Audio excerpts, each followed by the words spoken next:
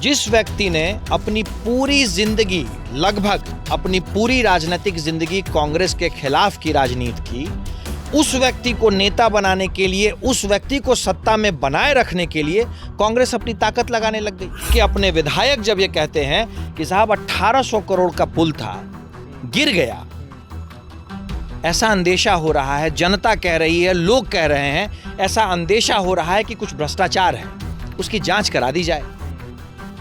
साहब के कान पे जूं नहीं रेंगती है। 1800 करोड़ रुपए में पता नहीं कितने स्कूल बना दिए जाते, जिनकी अनुपलब्धता के कारण हमारे माननीय शिक्षा मंत्री, बिहार के माननीय शिक्षा मंत्री इस बात का शर्म करने वाला बयान देते हैं कि हम एनईपी लागू नहीं कर सकते हैं क्योंकि हमारे पास बेसिक इंफ्रास्ट्रक्चर नहीं है। इस तरह के व्यक्ति को कांग्रेस अगर अपना नेता मानने के लिए मजबूर है, और खास करके अपना नेता और साथ में करोड़ों कांग्रेस के कार्यकर्ताओं का अचानक से नेता मानने के लिए मजबूर है, तो ऐसी मजबूरी पे लानत है। ये एक षड्यंत्र है जिसके तहत कांग्रेस को बिहार में हाशिए पे रखा जा रहा है।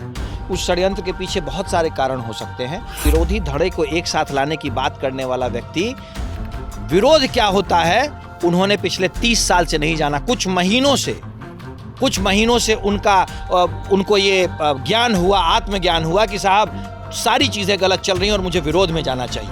वरना तकरीबन 2.5 दशक से वो अपने सारे एथिक्स को और जिन वो सिद्धांतों की बात करते हैं, उन सारे सिद्धांतों को सिराने में रख करके और भारतीय जनता पार्टी के साथ सत्ता सुख भोग रहे थे।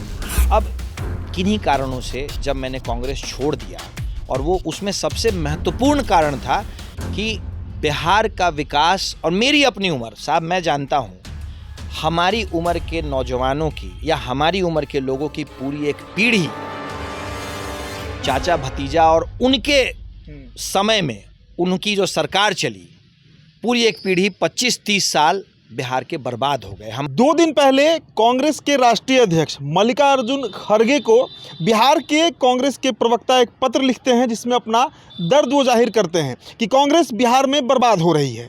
जिम्मेदार नीतीश कुमार हैं, कुंतल कृष्णा उनका नाम है, हमारे साथ मौजूद है। आज ही इन्होंने बीजेपी की सदस्यता ली है।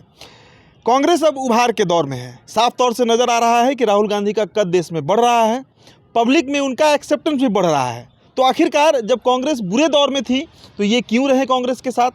18 साल की आयु में कांग्रेस ज्वाइन करते हैं, करीब 25 साल तक की कांग्रेस में रहते हैं, काम करते हैं और बड़े पद पर रहते हैं। तो आखिरकार क्यों अब कांग्रेस छोड़ रहे हैं? कई मसलों पर बात होगी हमारी। कुंतल कृष्णन जी, भारत जोड़ो यात्रा बड़ा कारगर रहा, कर्नाटक में उसका रिजल्ट भी दिखा। अभी बताया जा रहा है कि हिमाचल, राजस्थान में जबकि सचिन पायलट का विद्रोह है, बावजूद इसके कांग्रेस मजबूत स्थिति में है। राहुल गांधी बड़ा चेहरा बन रहे हैं। अचानक कांग्रेस छोड़ने का, और बीजेपी में मतलब 48 घंटे में ज्वाइन भी आप कर लिए। देखिए, हर व्यक्ति के लिए उसका अपना घर बहुत महत्वपूर्ण होता है, शायद सबसे ज़्यादा महत्वपूर्ण होता है। साहब, अब दिल्ली में बहुत सुंदर दृश्य है, इससे मेरे गांव का जो अंधेरा है उसको कोई फ़र्क नहीं पड़ता है। जब हमारे जैसे लोगों ने जो बिहार से आते हैं, उन्होंने कांग्रेस जब ज्वाइन किया आज से 20-25 साल पहले, 27 साल पहले, हम लोगों के अंदर एक सपना था कि साहब बिहार को विकास की तरफ ले जाना है किसी भी हालत में। और कांग्रेस के चूँकि अपना एक इतिहास रहा था, सारी चीज़ें थी, तो लगा कि अभी जो उपलब्ध हमारे पास ऑल्टरनेटिव्स हैं, उसमें कांग्रेस ही एक ऐसा ज़रिया है राजनीतिक रूप से जो कि विकास की तरफ बिहार को ले जा सकता है। लंबे समय तक हमें ये समझाया गया कि साहब आप सत्ता में नहीं हैं, आप विपक्ष में हैं, इसीलिए अभी आप विकास की बात नहीं कर सकते हैं। अभी तो साहब सत्ता में आने के लिए संघर्ष करें, सत्ता में आने के लिए अपना खून पसीना बहाएं। वो भी हमने किया। उसके बाद जब हम सत्ता में आए तो कुछ ऐसी चीज़ें घटने लग गईं जिससे लगा कि ये तो हमारे जैसे कार्यकर्ताओं के साथ नाइंसाफ़ी है, ये तो हमारे जैसे कार्यकर्ताओं के साथ धोखा है राजनीतिक तौर पे। जिस व्यक्ति ने अपनी पूरी जिंदगी, लगभग अपनी पूरी राजनीतिक जिंदगी कांग्रेस के खिलाफ की राजनीति की, उस व्यक्ति को नेता बनाने के लिए, उस व्यक्ति को सत्ता में बनाए रखने के लिए कांग्रेस अपनी ताकत लगाने लग गई। माननीय नीतीश कुमार जी मुख्यमंत्री बने उस सरकार के, जिस सरकार को कांग्रेस समर्थन दे रही थी। ठीक है। इसमें तो कोई शक नहीं है कि माननीय नीतीश कुमार जी ने अपनी लगभग पूरी राजनीतिक जिंदगी कांग्रेस के खिलाफ की राजनीति की। बिल्कुल। कुछ मजबूरी रही होगी, उस वक्त भी हम लोग मान गए, चूंकि हमें कहा जाता था कि नीतीश कुमार विकास पुरुष हैं, ये ज़ीरो टॉलरेंस अगेंस्ट करप्शन की नीति पे चलते हैं, तो लगा कि चलिए साहब यही एक रास्ता है कि विकास, zero corruption against, zero tolerance against corruption, जिससे बिहार विकास के पथ पे जा सकता है। इनके साथ काम करते हुए पता चला कि इन्होंने शुद्ध रूप से पिछले 2-3 दशकों में बिहार की सीधी सादी जनता को ठगा है।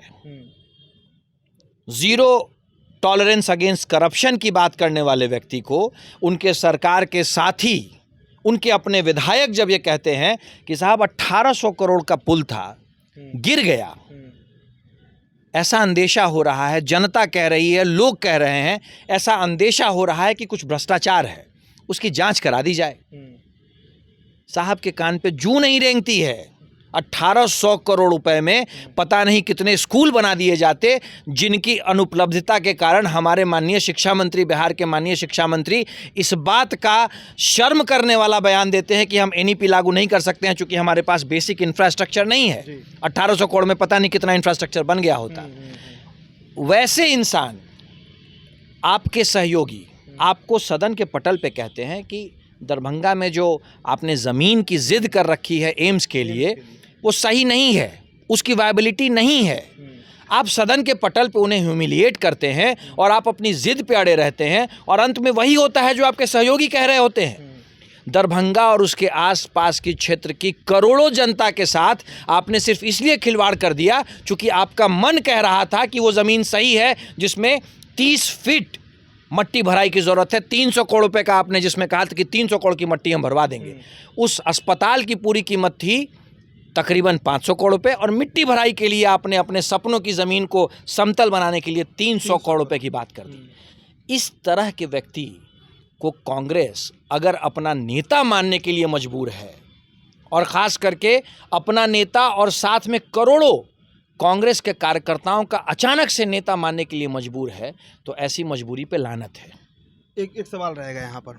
अब 23 तारीख को विपक्षी एकता हो रहा है, पहले 12 जून को था, कई कुछ कारण हुआ कि टल गया, 23 तारीख को हो रहा है। अब तो अखिलेश सिंह जो भी प्रदेश अध्यक्ष हैं वो तो नेता मान ही रहे हैं, अब तो आपके सबसे बड़े नेता जो हैं राहुल गांधी, वो अब नेता मानने को तैयार है नीतीश कुमार को। यही मैंने अपने राष्ट्रीय अध्यक्ष महोदय को कहा था कि एक षड्यंत्र है जिसके तहत कांग्रेस को बिहार में हाशिए पे रखा जा रहा है। उस षड्यंत्र के पीछे बहुत सारे कारण हो सकते हैं। ये भी हो सकता है कि चूंकि करप्शन रैम्पेंट है एक छुपे हुए सतह के नीचे, और कांग्रेस जिस तरीके से कह रही है कि साहब हम किसी भी हालत में करप्शन को बर्दाश्त नहीं करेंगे, कांग्रेस ये सब सवाल ना उठाए, ये भी एक हो सकता है। और वैसे भी कांग्रेस ने जब जब करप्शन के मामले पे सरकार से सवाल किया है, सरकार या तो चुप रही है या कांग्रेस को चुप कर दिया गया है। बिहार में मैं बिहार की बात कर रहा हूँ। जब मैंने ये सवाल किया अपने राष्ट्रीय अध्यक्ष से, अपने राष्ट्रीय नेतृत्व से कि साहब उस व्यक्ति को आप कैसे अपना नेता मानने को तैयार हैं, विरोधी धड़े के नेता की बात, विरोधी धड़े को एक साथ लाने की बात करने वाला व्यक्ति, विरोध क्या होता है उन्होंने पिछले 30 साल से नहीं जाना। कुछ महीनों से उनको ये ज्ञान हुआ, आत्मज्ञान हुआ कि साहब सारी चीज़ें गलत चल रही हैं और मुझे विरोध में जाना चाहिए।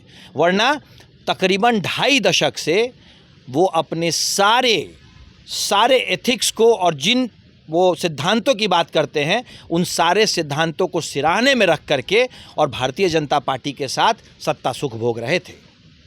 वैसा व्यक्ति अचानक से उन्हें ज्ञान होता है, उन्हें ब्रह्म ज्ञान आता है और अपने आप को वो माहौल बनाने लगते हैं अपने पक्ष में साहब कि मुझे इस विरोधी धड़े का नेता मान लो, और कांग्रेस उनको मानने के लिए आगे भी बढ़ रही है।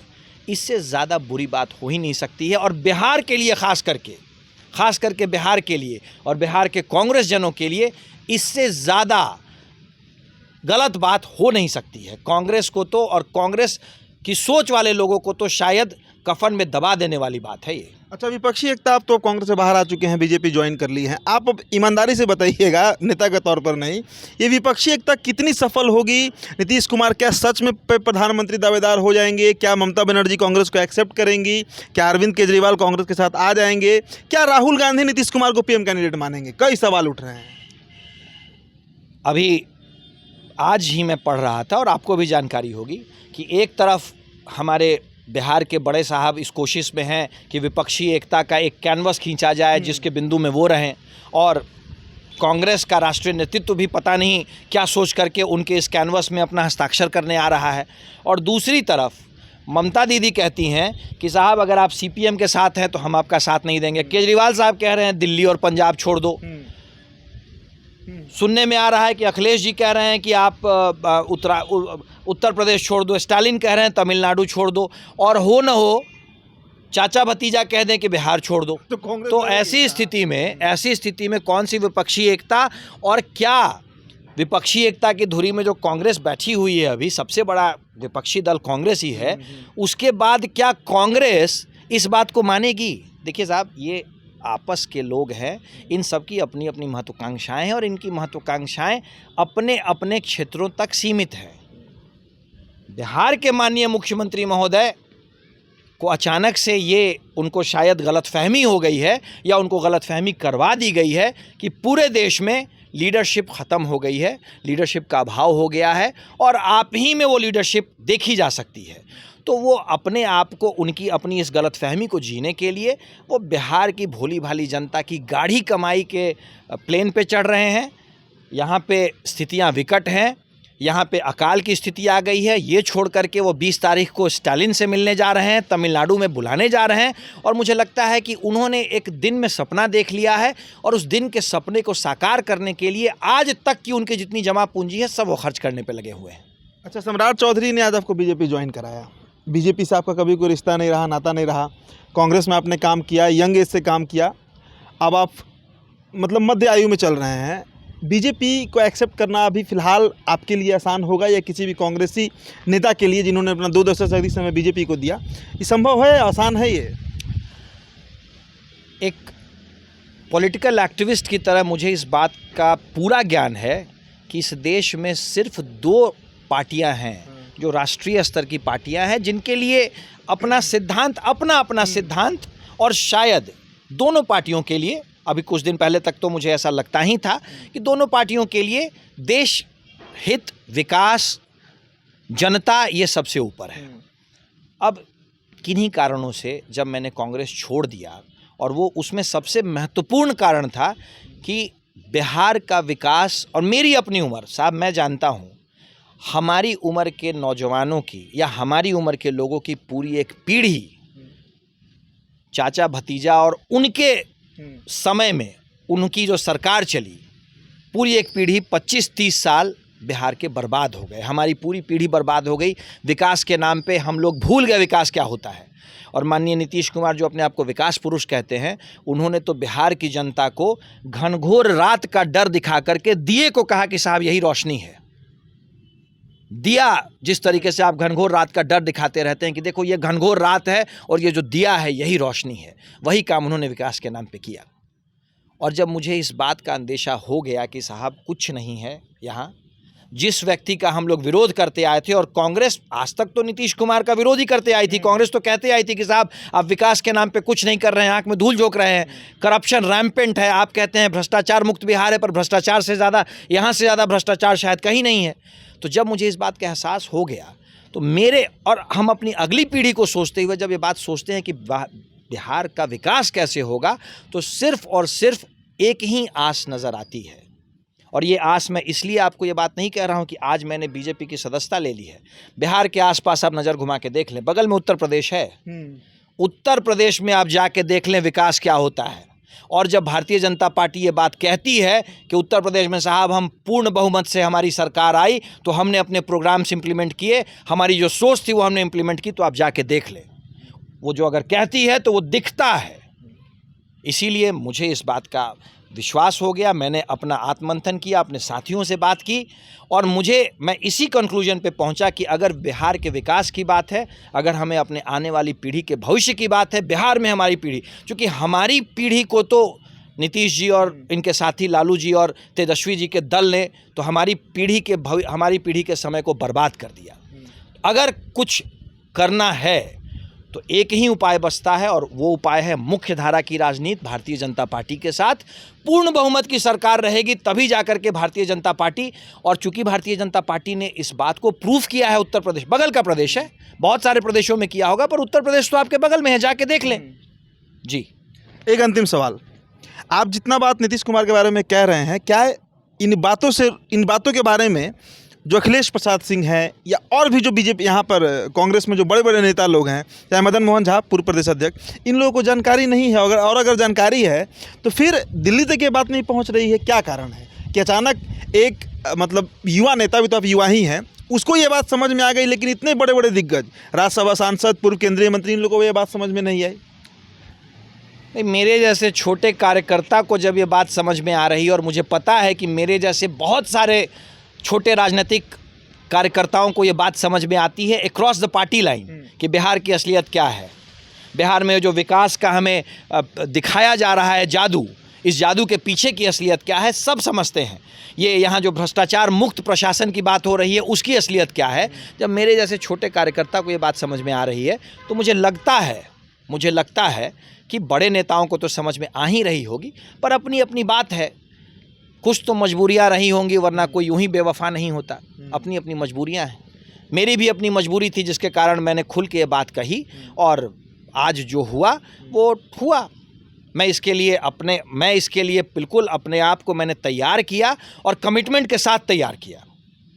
चलिए, तो ये कुंतल कृष्णन हैं, युवा नेता रहे कांग्रेस के, अब बीजेपी के सदस्य हो चुके हैं। बीजेपी में इनको जिम्मेदारी भी दी जाएगी। वो प्रेस कॉन्फ्रेंस भी हमने कवर किया जब सम्राट चौधरी ने इन्हें ज्वाइन कराया।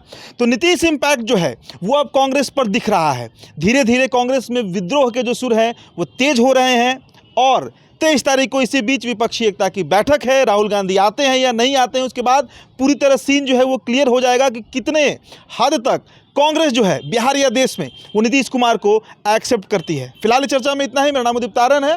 आप ये वीडियो द बिहार टॉप पर देख रहे थे। बहुत बहुत शुक्रिया।